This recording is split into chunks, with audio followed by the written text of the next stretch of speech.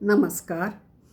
आपल्या सनातनी धर्मामध्ये वारी म्हणा, कुंभ म्हणा, अं, ही परिक्रमा म्हणा, जे काही आहे सगळ्याला शारीरिक, मानसिक आरोग्यासाठी, त्याचबरोबर निसर्गाचा समतोल राखण्यासाठी आणि ह्या सगळ्या गोष्टीचा आपल्या जीवनावर आणि आपल्या निसर्गावर अतिशय सकारात्मक परिणाम करण्यासाठी ह्या गोष्टी खूप उपयोगाच्या आहेत.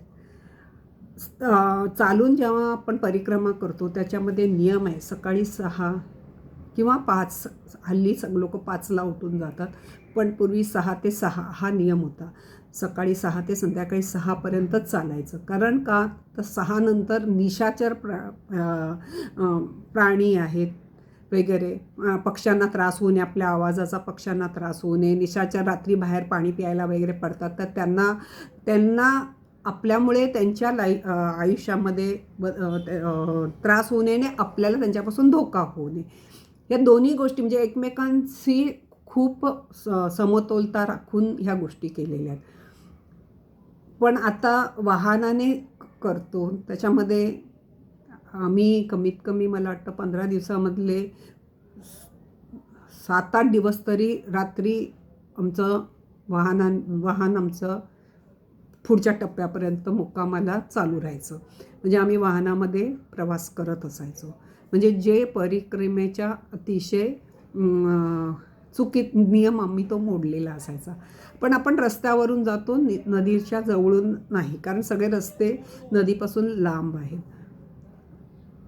तर त्यामुळे ना मला वाहनाच्या परिक्रमेचा खरं सांगू मनापासून असा आनंद नाही उपभोगता आला. एक तर मुळात वाहनामध्ये स्वतःला शारीरिक त्रास होतो. मला वॉमिटिंगचे सेन्सेशन येतात, त्रास होतो मला स्वतःला वाहनामध्ये.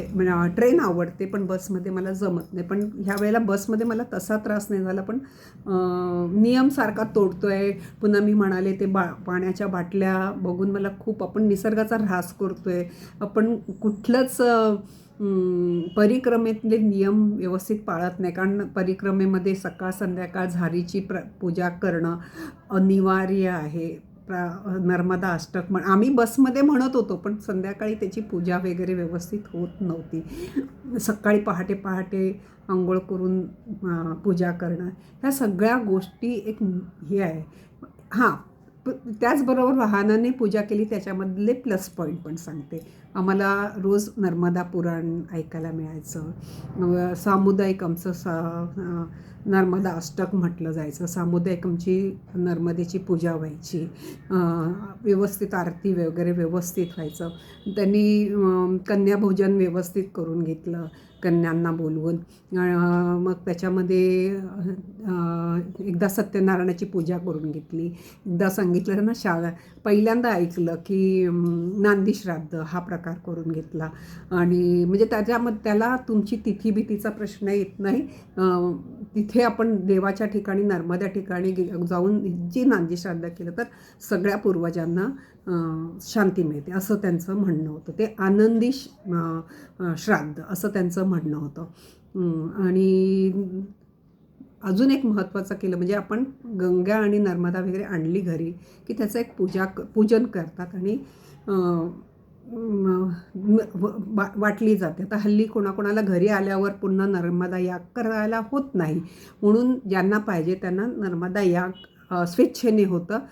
पैसे भरून नर्मदा याग करून घेतला. अतिशय शास्त्रोक्त पद्धतीने. ज्यांनी नाही भरले पैसे त्यांना बसून ते बघायला हे होतं, बसून बघू शकतात. 3 तास जवळजवळ तो याग चालला. अतिशय चांगला शास्त्रोक्त पद्धतीने तो याग चालला. तर ह्या सगळ्या गोष्टी खूप कमी किमतीमध्ये अतिशय शास्त्रोक्त पद्धतीने छान वाहनाने करण्यामध्ये झाला. म्हणजे आम्हाला ज्यांनी नेलं त्या ह्यांनी अतिशय चांगल्या पद्धतीने करून घेतलं. भिसे नाना म्हणतात त्यांनी ह्या गोष्टीमध्ये खूप पुढाकार छानपैकी करून कुठेही कोणाला काही कमी न पडता वगैरे करून दिलं. पण पुन्हा माझा पण हा येतोच की आपण निसर्ग नियमाच्या विरुद्ध, निसर्गाचा समतोल. म्हणजे रात्री आपण आवाज म्हणजे गाडी जाते तर गाडीचा आवाज होतो, पक्ष्यांना त्रास होतो. कारण त्या अष्टकामध्ये पण म्हटलेलं आहे की सगळ्या लोकांना आनंद देणारी ही नर्मदा. आणि आपण अशी अवेळी जेव्हा जातो आणि अवेळी गाड्या, म्हणजे प्रदूषण तर वाढवतो गाड्यांमुळे, पाण्याच्या बाटल्या घेऊन वास्तव टाकून तर वाढवतो. त्यामुळे मला ते सतत आतमध्ये खटकत होतं, वाईट वाटत होतं की आपण खरोखर जे नेमून दिलेलं आहे, परिक्रमा का करायची ते बरोबर करत नाही असं सतत वाटत होतं. पण माझं जे उद्देश होता की मला माझ्या झारीचं पूर्ण करायचं होतं ते झालं. पण मला आम्ही 125 परिक्रमावासी होतो. 125 लोक अतिशय सात्विक भावनेने आले होते. बहुतेक सगळे वयस्कर होते. पुन्हा आपल्याला येऊ शकेल जमेल नाही माहीत नव्हतं. ह्याने सगळे आले होते. खरं तर ती स्लिपिंग बस होती, वर खाली होतं आणि वरती गेल्यावर पुन्हा खाली उतरा वगैरे त्रासदायक होतं. पण लोक सगळ्या गोष्टी आनंदाने करून अगदी भावपूर्ण पद्धतीने सगळ्यांनी केली आणि एकमेकांना मदत करून केली. कुठेही कोणाचा वाद नाही, हे नाही आणि कोणाला जास्त त्रासही झाला नाही. माझ्या मिस्टरांना थोडासा एक दोनदा त्यांना थोडंसं पोट बिघडलं वगैरे असं झालं. पण बाकीच्यांनी थोडी मदत केली, लगेच औषध आम्ही पण नेली होती. पण एकीने सांगितलं हे चांगलं आहे, त्रासदायक नाही वगैरे, आणि त्यानं होमिओपॅथिक बेसवर तिच्या गोळ्या घेतल्या. अतिशय कोणाकोणाचं कौतुक करीन, 125 लोकांमधलं कोणाचं करू, गवळणताईचं करू, त्या 2 जावा आल्या होत्या बहिणींसारख्या त्यांचं करू, किती नातेवाईक विहिणी आल्या होत्या, बहिणी आल्या होत्या, असे बरेच आपल्या नात्यामध्ये आले होते. अगदी पुन्हा आपल्याला जमेल न जमेल तर ह्या वेळेला आपण करून घेऊया ह्या श्रद्धेने आल्या होत्या.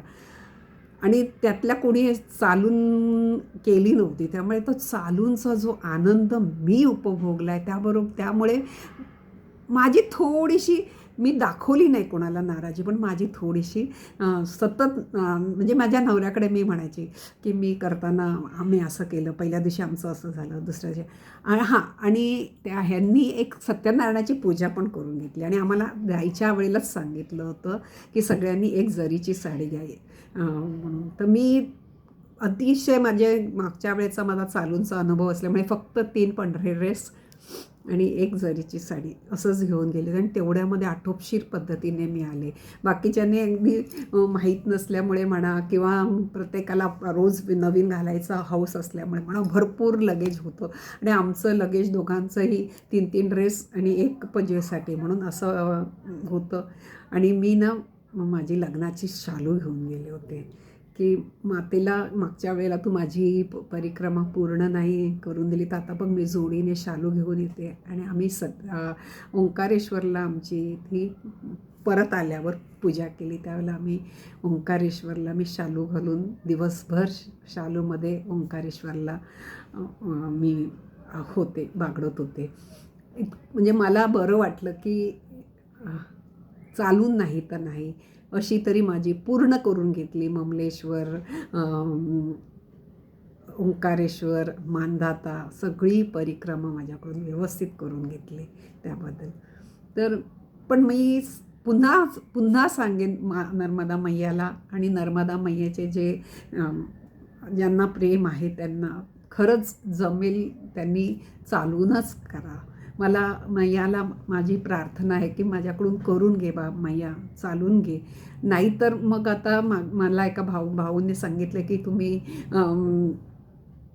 सेवा द्यायला आहे. आणि मला मागच्या वेळेला पण खूप जणांनी सांगितलं की तुमच्यामध्ये खूप 4 लोकांशी हे करायची वगैरे कॅपॅसिटी आहे, लवकर थकत नाही, तर तुम्ही सेवा द्या. लहान मुलांना खूप तुम्ही छान प्रेमाने हे घेता, तर तुम्ही सेवा द्या. तिथे जवळ बहुतेक सेवा आश्रम असतो, त्याच्या बाजूला लहान मुलांची शाळेचं पण हे करतात बऱ्याच ठिकाणी.